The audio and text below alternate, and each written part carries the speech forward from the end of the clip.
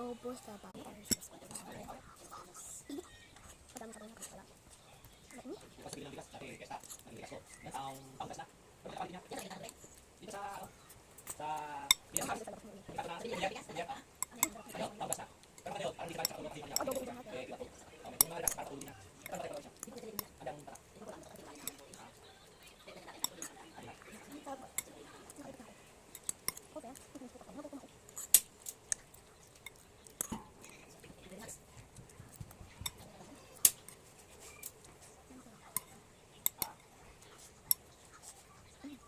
Kuha na tayo ng water.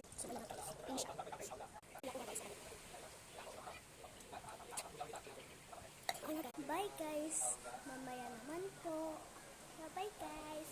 Umuulan po sa amin. Kaya po ako sa bintana.